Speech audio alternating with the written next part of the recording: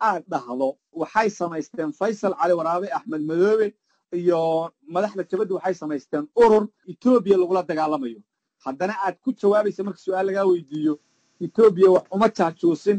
ee ururka ayaan digniin siiyay inta aan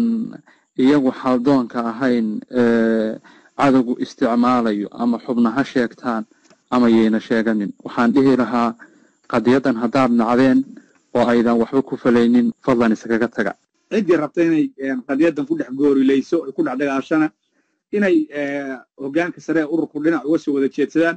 kaadidku dhinac uga soo jeedsado dadka qadiyada lahayd dhinac uga soo jeedsadaan kulanti waxaan oo wanaagsan idil ahaantiin baa khiyaarta hawada nagala socota ay ku soo dhawaada dooda gaaban ah oo aanu u qabanay xubno kamid ah kaadirka jabhadda wadaniga xoreynta ogaadeenaya doodani waxaa ka qayb qaadanaya Guuleed Ibrahim Alifle oo ku sugan magaalada Kismaayo ee xarunta dawlad goboleedka Jubbaland Nuur Khaliif Carte oo ku sugan magaalada Oslo ee caasimadda dalka Norway iyo Cabdullaahi Sheekh Maxamed Gantaal oo isna ku sugan magaalada Jigjiga ee xarunta dawladda deegaanka Soomaalida amaba caasimadda ku soo dhawaada akhyaaray doodan gaaban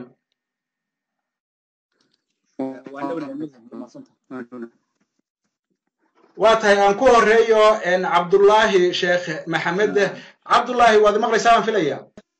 وان كو مقلي يا مدن سيتي عما كو مقلي يا جامع واتاي واد محسنتاي عبد الله إن أدان كو هرينيا بل هدا waxaad ku sugan tahay magaalada Jigjiga ee xarunta dawladda deegaanka Soomaalida tan iyo intii ururka ONLF uu heshiiska la galay dalka Itoobiya muddo haatan ku dhawaad 2 sano laga joogo maxaa u hirgalay oo aad nala wadaagi kartaa بسم الله الرحمن الرحيم آدي أبادو ما تنتهي جامع وأنا كاغم هذا علينا يا برنامج كان أديكم ارتقاء جانس إنا بسيطو runtii muddadii 2 sano ahayd ka soo wareegtay xilligii ururka ONLF uu heshiiska la galay dawladda Itoobiya waxa uu qabsamay waxyaabo fara badan waxa kamid ahaa haddaan tusaalayaal soo qaato saad la socotaan wadanka intiisa bal waxaa maanta ka furan xafiisyadii ururka ONLF oo si rasmi ah uga howlgala sidoo kale waxa uu qabsoomay shirweynihii afraad oo lagu soo doortay gudoomiyaha hadda xilligan ururka hogaamiya Dr. Cabdiraxmaan Sheekh Mahdi Maadey iyo xubnaha golaha dhexe waxaa kale oo qabsoomay ururka waxaad la socotaan xilliyadii dagaalku ay socday gobollo iyo magaalooyin uusan gaadhin dagaalkii iyo halgankii xilligaas socday baa maanta si rasmi ah qadiyadda uga dhaqdhaqaaqdaa oo xafiisyo ururka uga furan yihiin oo xubno kule oo unuga ka dhisan yihiin marka waxyaabo fara badan baa u qabsoomay caqabadana way jireen iyaguna oo wax badan oo qabsoomi lahaa suurtagelin waayay marka waxaan ku soo ururin lahaa in maanta gobolka intiisa badan ay ka furan yihiin xafiisyadii ururku ururihii jabhadu ay ka dhisan yihiin meelo fara badan oo xilligii dagaalkii uu socday una halgan ku gaadhin hadda uu gaadhay iyo shirweynihii oo gudoomiyaha lagu doortay oo runtii aan sahlanayn xilli xaalad adag ururku uu ku jiray oo intii heshiis la galay gudaha la soo galay in shir la qabtaa mayna fududayn oo gudoomiye iyo golo dhexe oo sharci ah lagu doorto marka inahaas baan ka xusilaa waxyaabo kale oo badan way qabsoomeen واتاي waxaan u gudbayaa haatan Nuur Khaliif Carte oo ku sugan dhinaca iyo dalka Norway aynu wada ogsoonahay waxa jira dhaliilo badan oo loo jeediyo ururka ONLF dhaliilahaasi waxay ka yimaadaan mas'uuliyiinta dawladda deegaanka Soomaalida sidoo kale waxay ka yimaadaan dad ka baxsan xayndaabka siyaasadeed ee dawladda deegaanka Soomaalida oo Soomaali ah hadii aan tusaale u soo qaato madaxweynaha dawladda deegaanka Soomaalidu dhaliilo soo jeediyay siyaasiga caanka ah ee Faarax Macallin isna dhaliilo culus ayuu u soo jeediyay ururka ONLF marka laga yimaado dhaliilaha ONLF gudaheeda ay isu jeedinayso dadka ka baxsan xayndaabka ONLF dhaliilaha ay u soo jeedinayaan ONLF ma ay leedahay bismillaahir rahmaanir rahiim waxay ila tahay urur balaaran baynu nahay waxaynu dagaalamaynay dhowr iyo 30 sano inayna waxba inaga khaldamin oo ayna dhaliil yaranin ma dhici karto sababtuna waxay tahay shaqo markay socoto dhaliil baa jirta eedayn baa jirta kala aragtiduwanaansho siyaasadeed baa dhacda waxyaabahaas oo dhan way dhacaan laakiin markaan fiirino eedahan hadda oganalef ku dhacahaya wax inteeda u badani waxaan isleeyahay eedo khusaysa maaha ururka oganalef iyo mabaadi'diisa iyo horusocodkiisa iyo waxa uu ka turjubayo wax khuseeya maaha waxaan aaminsanahay wax ka baxsan inuu yahay tusaale ahaan madaxweynaha dowladda deegaanka soomaalida mudane mustafa maxamuud cumar iyo mudane faarax macalin dawaare oo dalka kenya jooga oo ahaa xildhibaan hore oo gaaris ka soo bixi jiray waxaan leeyahay eedahoodu eeda ururka waafaqsan maaha markaynu u nimaadno eedda mustafe been habay noqon kartaa run bay noqon kartaa wax jiray noqon kartaa waxaan jirin bay noqon kartaa laakiin waa cid siyaasad la isku hayo laakiinse marka aynu xaqiiqiyan eedaha ONLF ee xilligan ku dhacaya aynu fiirino eeda ma aha intii ay gudaha timaaday ku bilowday maaha waxa weeyaan waa eedo kursigan hadda meesha jira xilliga uu yimaaday soo bilowday oo faarax macalin iyo madaxweynaha iyo waxyaabo badan oo waxaa jiray lobby siyaasadeed oo fara badan oo la soo jira eedahan marka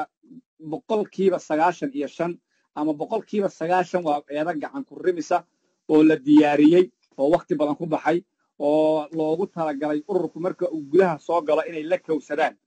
oo loogu talagalay in ururka hawlihiisa iyo barnaamijyadiisa lagaga mashaqeeyo si uusan danaha siyaasadeed oo deegaanka ka leeyahay iyo ummadiisa ayna isugu madax bannaanaan waa aad baad u mahadsan tahay ibnu alifle waad maqlaysaa baan filayaa bal hadda maxaad ku daraysaa intaasi nuur khaliif carte uu ka sheegay eedaha loo jeediyo bismillahi raxmaani raxiim halgamayaasha dhammaantood waan salaamayaa dooda igala qayb qaadanaya nuur waxaad moodaa inuusan hadalkii waxbaba ii hambaynin waxaanse ku dari lahaa ONLF intii ay halganka ku soo jirtay hadda oo halgankii ay si xisbinimo kusii wado weligeedba dibindaabyo iyo maxaan ku idhaahdaa cadow loo sameeyey iyo kuwa shisheeye iyo kuwa sokeeya intaba way la soo baaxaa degtay qadiyadana waa tu alla waday ah intaasoo sakalood oo xun bay ka baxday intaasoo dhibaatay ka soo badbaaday xilligii 99kii xilliyadii halganku ugu qallafsanaa waxaa shahiiday baa laygu yidhi waa xilliga uu aabahayna shahiiday inta badan golihii dhexe raggii ugu cadcaddaa xagga ciidanka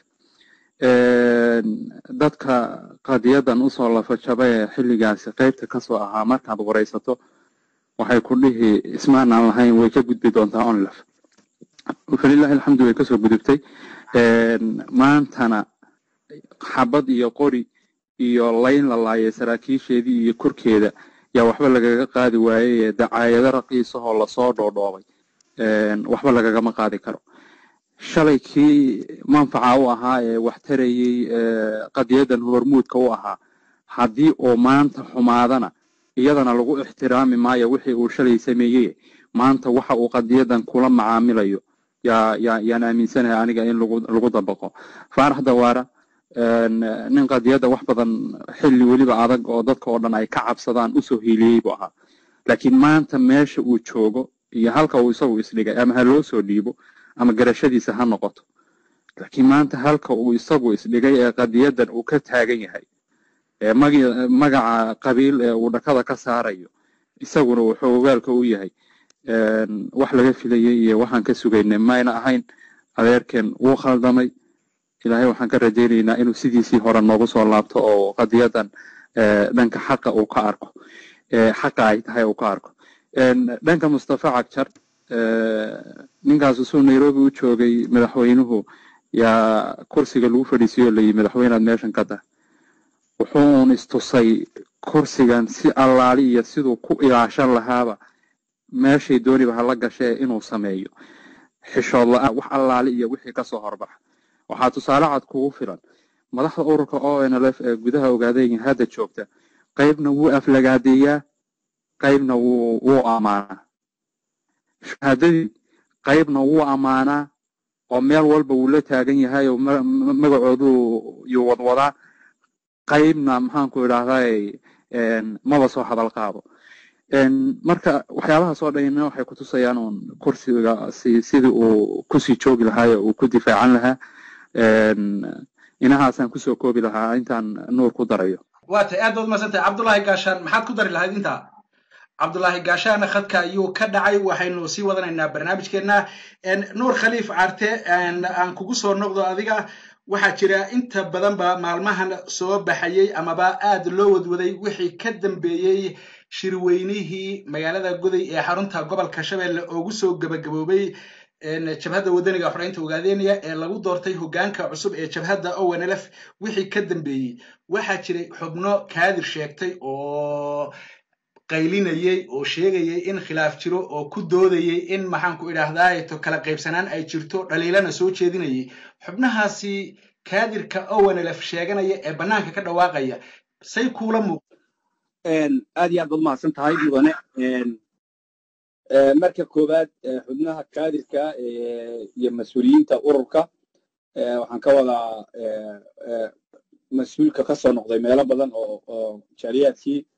xilligii la qaxay ee dibadda iyo maxaan ku dhahay geeska africa la joogay dadkaas waxaan leeyahay qadiyadda inay dhaliilaan ama ay damcaan inay toosiyaan ama inay wax ka bedelaan inay isku dayaan xaq bay u leeyihiin oo waa xaq mas-uuliyadeed oo saaran weeyaan waxaa kaloo xaq u leeyihiin haddii ay u arkaan halgankii iyo ururnimadkii iyo mabaadi'eedii oo lumaysa ama faraha kasii baxaysa waxay ku khasban yihiin inay wax ka bedelaan oo ay dhaliilaan oo ay wax saxaan oo ay isku dayaan oo ay tab kasta maraan laakiin waxaan leeyahay waddada la marayo loo marayo ayaan waxaas leeyahay waddo aad u khadhaadh oo aan lexjaala ku jirin oo aan munaasab ahayn oo aad u fara badan in ninba gees u qaaday markaan usoo dhaadhaco khilaafkan meesha uu sal ku hayado waqti yar siinaysa waxaan rabaa inaan yar dul istaago adoo raalli ah marka koowaad kaadirkan isku ujeedda ma aha xaqiiqiyan isku ujeedda ma aha waxa weeyaan isku wax way diidan yihiin laakiin isku ujeeddana ma aha isku mabaadiina ma aha waa markii salka la isla taga wey isku wax baa la diidan yahay waxaa laga siman yahay in la dhaliilo hoggaanka ururka xilligan talada haya waxaa laga siman yahay in laga soo horjeedsado oo la dhaleeceeyo waxyaabo badan oo loo arko inayna maxaan ku dhahay ayna sax ka ahayn waxaan tusaale ahaan kugu soo qaadanayaa oo kale qadiyadeenna iyo kaadirkan dagaalamaya waxay isku tusaale yihiin dagaalka syria ka socda dagaalka syria ka socda ruushku turkiga iyo ruushku isku dan maaha ruushka iyo iiraanna isku dan maaha maraykanka iyo ruushkana isku dan maaha laismana tusi karo waxayse isku dan ka wada yihiin in ay ka dagaalamaan suuriya inay dagaal ka wada wadaan bay iyo isku mid ka yihiin kaadirka marka dagaalamaya waxay hal ujeeddo ay wada leeyihiin siday kuwaasi hal ujeeddo ay in suuriya gudaheeda dagaal ka socdo oo qaar ay ururo taageeraan qaar ay dowladda taageeraan qaar ay kooxa iyagoo ay gacan siiyaan ay taageeraan noocaas oo kale oo iyuu kaadirka hadda ugu dhigan yahay waxay ka siman yihiin in la wada dhaliilo hoggaankan hadda jira mid walba isaga oo ujeeddo khaasa leh ujeeddo khaasa waxaan ka wataa ujeeddo aan la midaysnayn ujeeddada kan kale ee dhaliilaya uu la leeyahay asaga oon aynan isku jeeddo ahayn ayay dhaliilahayaan markaan intaa ka nimaadno waxa weeyaan ururku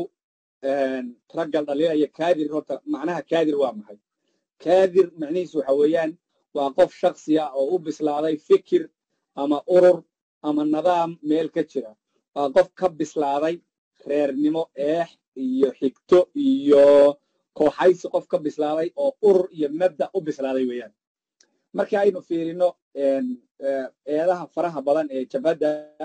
ama hoggaanka ururka loo jeedinayo waxaan is leeyahay wax sal ku ah inta badan mabaadii iyo kaadirnimo ma aha tusaale ahaan waxaan ka soo qaadanayaa 3 arrimood oo yaryar baan rabaa inaan dul istaago waan ka cudur daaranayaa waqti badan haddaan idinka isticmaalo waxa weeyaan xilligii ururka OISU la dooranayay waxaa ururka OISU u tartamayay laba halgamaa saddex halgamaa baa isu soo taagtay saddex halgamaa oo dhalinyaro ah oo qadiyadana maskab fiican ku leh xilligii adkaana dagaalamay qadiyadan iyo ummadda reer ogaadenyana u soo hiiliyey garab sax ah iyo walaal saxana u ahaa oo saddex qof a isu soo taagay group ololayaasha ka mid ah waxay xoogga saareen oo awoodda saareen shaksi ka mid ah shaksiyaashaas in uusan tartami karin loogala dagaalamay in uusan meesha imanin loo soo saaray brobaganda fara badan eedo badan loo soo jeediyey in la fadeexeeyo la isku dayey ilaa ugu dambays dagaalkii markuu arkay isagu uu shaksiyan uga tanaasulay oo halka ka tegay intaa markii laga yimaaday ururkii dhalinyarta doorashada way dhacday waxa weeyaan nin baa soo baxay ururkii in la dhaqaajiyay noqday laakiin groupkii markii horeba dagaalamayay rabay inay shaksiyaad dadkan ka mid ah ceeb zaa'ida u sameeyaan oo ay ku dul istaagaan ilaa ay doorashada kaga reebaan hawlahoodii bay weli sii wateen iyada oo weli sidii loo sii socdo ayaa waxaa la tegey shirkii goday baa la tegey waxaa la soo doortay shirki goday wakti badan baa lagu bixiyey markii ururka iyo curdinimadkiisa iyo intii uu gudaha joogay la fiiriyo iyo shirka uu qabtay capacitigiisa iyo inta uu awood iyo baaxad lahaa markii la fiiriyo waa wax ayna dowlado iyo aynan qaban karin bay ahayd qaabkii wax loo doortay iyo qaabkii wax loo hagaajiyey iyo nidaamkii iyo daawadayaashii iyo dadkii xataa deegaanka joogay xilligaas ee ka qayb galay ee daawanayay markii la fiiriyey waxay ahayd wax ururka awooddiisa ka weyn oo uu qaaday bay ahayd waxyaabo fara badan oo uu tusahayo ururkeennu dimuqraadiyadda iyo qaabka wax loo doorto iyo ilbaxnimadka iyo aqoonta ururkeennu dowladda deegaanku waxay ku khasbanaan lahayd haddii aynan inagu dhexdeena soo rogmanin in ay marjac loo laabto wax laga qaatay inay noqon lahayd taa markii ay ururku u yimaadeen eedaha ugu faraha badan ee la jeedinaya hadda waxaan aad u xusuustaa markii aynu soo noqonnay bil inagoo aan joogin ayaa waxaa soo baxday eedaha u fara badan oo laleeyahay guddoomiyuhu hays casilo xilkii wuu ku fashilmay guddi golo dhexe markaa lama soo dhisin lama soo buuxinin guddi fulinta weli lama soo dhammaystirin wax shaqaa ma dhaqaaqin gerigeedu waxaynu haysanay bil iyo wax yar bay ahayd ujeeddada ugu badnayd waxay ahayd hal mar inuu facebook isqabsaday oo ahayd in la dhaho hays casilo hoggaanku wuu ku fashilmay hoggaamintii ururka okay su'aalo badan baa meesha ka dhalanaya oo ahayd okay wakti miyaynu siinay wakti intaynu siino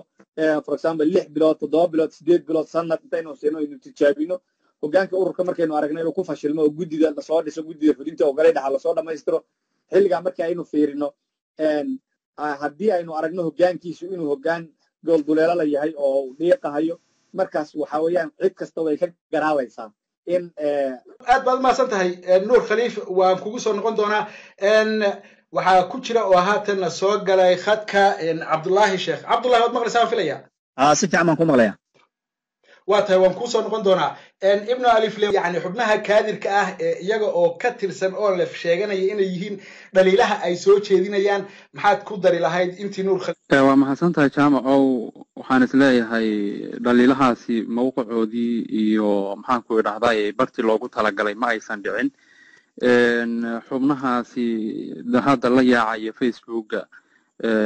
inay wax ka sheegaan madaxda ugu sarreysa ururkana waxaan isleeyahay waa xubno markoodii horeba yaa allah uun xubna ku ahaa marka daday qadiyaddu biyo dhigtay oo waktigii aan ogaa dheeraa ay jabhaddu kusoo bixisay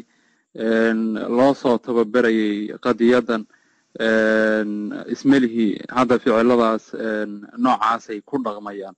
marka xubnahaasi waxaan anugu ku tilmaami lahaa hadalkaygoo kooban inay yihiin kuwa uun yaa allahu markii horeba xubno ku ahaa cabdullaahi gantaal waad maqlaysaa waa filayaa waxay ahayd su-aashu xubnaha kaadirka owenelf sheeganaya ee haddana dhaliisha qaawan la taagan bannaanka iyo weliba saxaafadda kala duwan ee gudaha etoobiya iyo tan dibaddaba ma ku saxsan yihiin dhaliilahaas aad iyo aad baad u mahadsan tahay mudane jaamac horta marka koowaad dhaliisha ururka owenelf marka laga hadlayo waa urur muddo badan soo dagaalamayay dhaliilna wuu yeelan karaa wanaagna wuu yeelan karaa marka koowaad waxaa muhiima in la isweydiiyo xubnaha hadda kaadirka sheeganaya ururka ONLF inay ka mid yihiin sheeganaya dhaliisha ay soo jeedinayaan ay u soo jeedinayaan ururka iyo hogaamintiisa iyo xubnaha cadowga ururka ah sida Ethiopia iyo wakiiladeedu dhaliisha ay soo jeedinayaan maxaa isku hal page ka dhigay horta waa in su'aasha la isweydiiyo salaan hadda u fiirsato kooxahaas kaadirka sheegta iyo cadowgeena asalka ahayn weligeena dagaalka kula jirnay hal page bay akhriyaan salaan maanta hadii qolada wakiilada gumaysiga iyo gumaysigeenu ay dhaliil u soo jeediyaan ururka isla markaaba waxaa ka daba qaadanaya koox sheeganaysa inay yihiin kaadirka ururka ONLF hadday qoladan kaadirkii laftoodu dhaliil sheegaan isla markaaba waxaa ka daba qaadanaya kooxaha wakiilka u ah gumaysiga iyo gumaysiga laftiisa marka halkaa waxaa kaaga muuqanaysa inuu jiro hal page oo ay wada akhriyaan ee aysan ahayn waxaanay sheeganayaan oo ah inay yihiin xubno ururka ONLF taa markaan intaa kaga gudbo macnuhu maaha ONLF dhaliil male laakiin dhaliisha ururka ONLF ma waxaa lagu saxayaa saxaafadda Ethiopia iyo Universal TV oo ognahay dhibaatada uu soo geystay bulshadeena miyaa lagu saxayaa maya ma aha taas dhaliil sixitaan ururku wuxuu leeyahay xeer iyo nidaam iyo xafiisyo shaqeeya oo lagu saxo wixii dhaliil ah wixii wanaagana lagu bogaadiyo marka xubinka ururka ONLF ka tirsan ee dhaliil soo jeedinaya waa inuu horta ku jira xayndaabka ururka oo uu meeshii iyo nidaamkeedii marinaya taas baa markaa la oran karaa waa dhaliil way jiri kartaa wayna jirtaa dabcan laakiin dhaliishu waa inay noqotaa dhaliil jirta tusaalaan hadda kooxahaas indha cadayska haddaad weydiiso war maxaa qaldan oo dhaliishu maxay tahay jawaabta ugu fiican ee keenaysa waxa weeye adigu waad ogtahay kuma sheegi karaan wax qaldan qodob hebel baa qaldan kuma oran karaan halkaas wax saakaya kuma oran karaan waa niman oo iska indha cadaynayo oo ordaya haddii halka in yar aan tusaale yar ku siiyo waxa la weydiiyay hadda qolo maalin dhaweyto saxaafadda Ethiopia maqaal ku soo qortay waxa la weydiiyay waxay dhaliilsan yihiin ay diidan yihiin markaas waxay ku jawaabeen madaxdayada waxaan ka rabnaa in ay noo cadeeyaan ay noo qeexaan mabaadiida ururka iyo jihada siyaasadeed uu qaatay wama dalika wuxuu sheeganayaa inuu yahay xubin urur ONLF waxa isweydiin mudan muxuu ONLF ku yahay hadiiba uusan bagaranaynin mabaadiida iyo jihada siyaasadeed loo socdo ma dameer dhaan raacdayba aad baad maasantahay ibn aliflan ku soo noqonaya waad ii joogaysaa nuur khaliif ibn alifle anoo sii tixraacaya qormadaasi uu kaadirka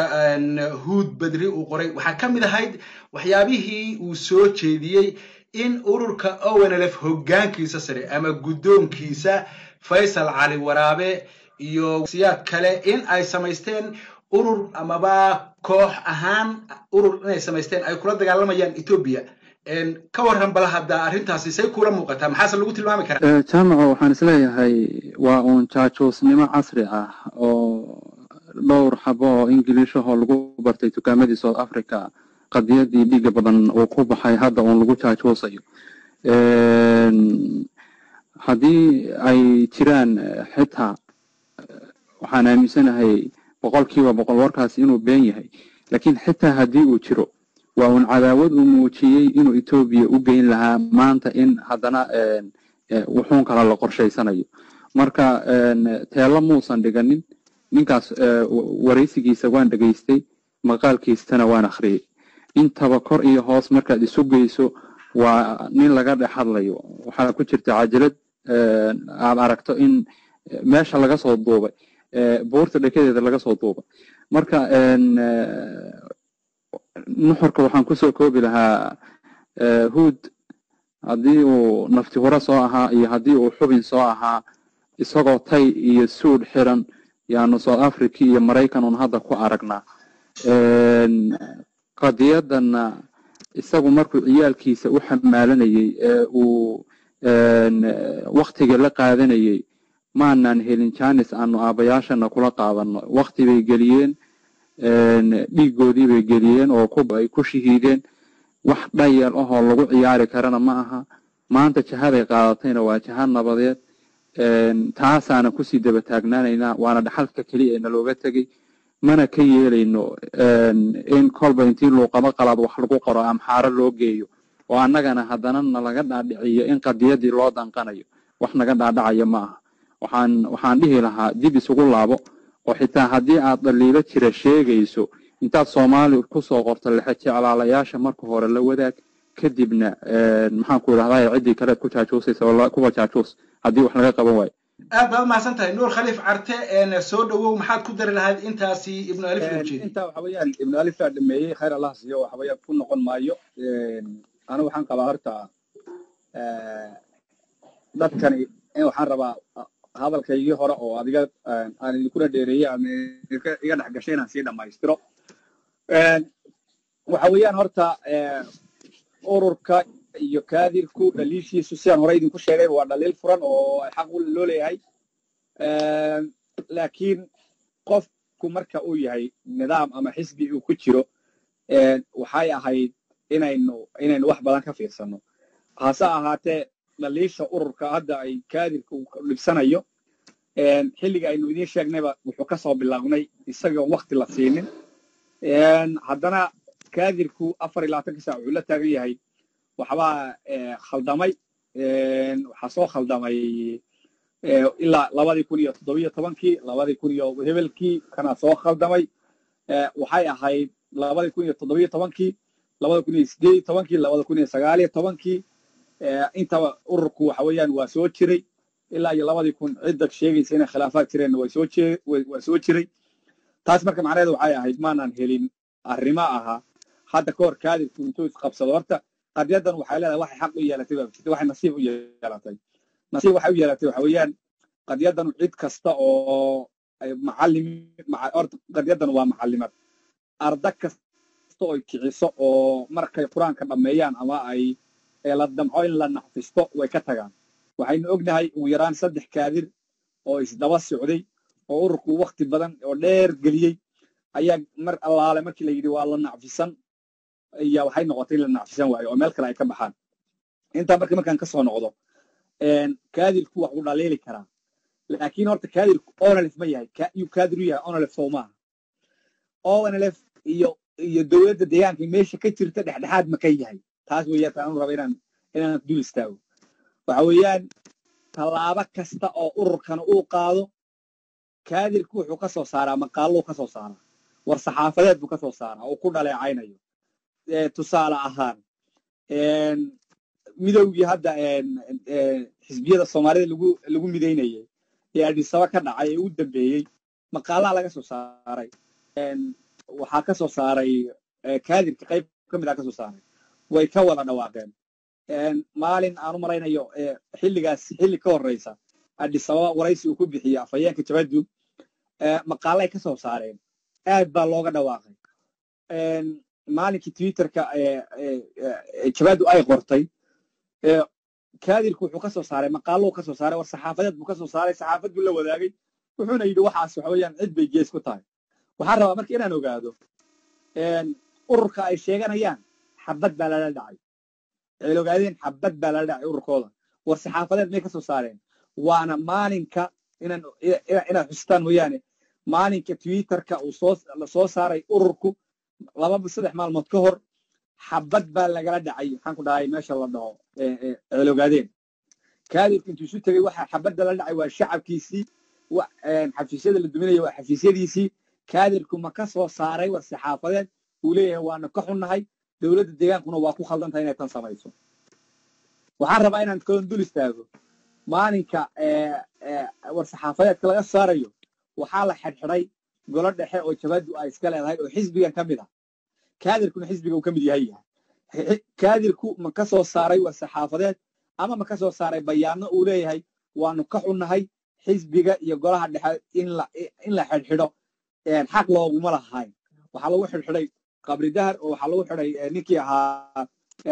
xildhibaan Bakistani jigjiga waxaa 40 bari ku xidhnaa xildhibaan Gafdiid kaadirku ma ka hadleen waa maya kaadirku ma ka hadleen Cabdulaahi Gaashaan xildhibaan Jabadeed ahna gudoomiyihii gobolka Doolo ee Jabhadu u fadhiyay markii si sharci darraa intii loo boobay xabsiga la dhigay ee lagu bahdilahayay iyadoo bil Ramadaan tahay oo maskiin oo ku afurayay kaadirkan urursan ee maalin kasta war-saxaafadeedka soo saaray war-saxaafadeed ma ka soo saaray intaa markaynu fiirino jawaabo badan buu qofku qaadanaya qofkii macnaha dadka raggan laxjaala ka qaba kaadirkan su'aalo badan buu iska weydiinayaa iyaga waxa iska bedelay waxaa kaloo aynu rabnaa inaynu ogaano waxaynu soo gallay halgan dheer baynu soo gallay hees iyo geeraar iyo gabay iyo dhaanto iyo riwaayado cid kasta nin walba xabad dhaqaale qaaraan ururin wax kasta ururkan waynu ku garab istaagnay waxaynu kula dagaalanay inaynu Itoobiya kula dagaalanno adigan jaamaceenna waraysanaya heesa ka badan 57 ku dhadhow iyo riwaayado ilaa 3-4 abaad samaysay xilligii lala dagaalamayay mujrimkii Cabdiilay waxaa soo baxay kaadir xilligaasi aan hal heesa u samaynin abwaanana ahaa haddana dhaantooyin u soo sameeyey madaxda jabhaddeena ku caayaan ururkana ku caayaan marka waxaasoo dhan markaad fiiriso ma jabhadba mise ma aha malihi ma aha anugu kama saarayo laakiin waxaan leeyahay waxa ay muujinayaan ficilada ay samaynayaan ma ficilo ururnima mise ma aha intaasoo su'aalo ah oo isdaba taagan yaa waxay u taagan ragga kawaadirka sheegtay ee saxaafadaha soo saaraya inay ka soo jawaabaan markii aan ku noqdo igaran raalli haw in la sameeyo war saxaafadeed lagu soo daabacay wargeys Itoobiya leedahay yes wuu ku soo daabici karaa macna ma laha gudoomiyaha jabhadda buu ku soo daabacay laakiin marka aad dhahdo waxay samaysteen Faysal Cali Waraabe Axmed Madoobe iyo madaxda jabhadda waxay samaysteen urur lagula dagaalamayo Itoobiya lagula dagaalamayo haddana aad ku jawaabaysa marka su'aal laga weydiiyo Itoobiya wax uma jaajuusin ee ururka ayaan digniin siiyay waa meeshii ay waqooyiga ay dhahaan beenta qaar marka lagu sheego adiga ayaa lagu aflagaadeynaya oo lagu leeyahay waxba ma garanaysid waana ka cudur daaranaya walaalkay waxba kama sheegayo intaa markaan ka yimaado intaa ka soo laabto aniga waxay ila tahay kan nuur ahaan waxay ila tahay kaadirku wax waa dhibsan karaa waxa uu dhibsaday laakiin wadada uu u marayaay waxay cadaynaysaa labada xisbi qofku ku yahay bay su'aal gelinaysaa inta su'aalood ee soo daba dhigay ee isdaba yaalay ee iska soo wada daba dhacay dimuqraadiga ka ahaydeen intuba waxay su'aal gelinayaan labada xisbi qofku ka yahay inta yarka marka mid yar baan rabaa inaan kuugu daro intaan kaaga tagin oo laba eraya xalay markii xilliga taraawiixda dabadeed ahayd ee sii seexanayay ayaa waxaan daawanayay wasiirka warawga dooxooyinka iyo ee dowlad deegaanka inacii waxa la dhahaa Cabdiraxmaan Ciid wuxuu yiri xisbiga aad ka mid ka tahay cidda dhaliisha xisbiga uu dhaliilay ee wadada saxda u marin kaasu xisbiga ma aha ee isagii baa isdhaleecaynaya raggan xisbigooda dhaleecaya nin ka mid ah iyo hoosta wuxuu ku soo qoray ma sha Allah waa nin wax bartay oo xisbinimadka fahmay waa tahay gunta iyo gunaanadkii barnaamijkan taagannahay waxaan jeclahay hal su'aala inaan saddexdiinaba idin weydiiyo su'aashaasi waxay tahay qas iyo jahawareer badan baa jira inta badanna eedaha waxaa loo jeediyaa mas-uuliyiinta ama hoggaanka sare ee ONLF maxaa haddaba la gudboon hoggaanka sare ee jabhadda wadaniga xoreynta ogaadeynaya xilligan Itoobiyana ay kala guur ka tahay bulshadeennina ay jahawareerka siyaasadeed aad baa jaamac u mahadsan tahay soo koobaya Cabdullaahi Gaashaan أنا ما أمسني جهورير جود أو أوركا يشعبي جبنا مدونك كتير إنه كتير ما أمسني لكن واحد كتير كوحة جهورير سنبه كتير أو مارته يو قص أو مارته سلا سوا قصن ها إنك أمر كان كبير جدبه حلقه إسكعدي هاي شعبي جاني مدة صدّن مدة بغلال سنة أبو مارته بوهلك كسو كتير صدّن يقدر كي سنة يقدم بيهلكن كواحد هرمودو ها أوركا ونلف ururka ONLFna waa urur leh xeerar iyo nidaam shaqeeya buu leeyahay farsamadii unbaa isbedeshay mabaadiidii ururkuna ismaynan bedelin halku waxa weeye bal horta marka koobaad xubnaha ururka ONLF iyo shacbigu inay si dhab u aaminaan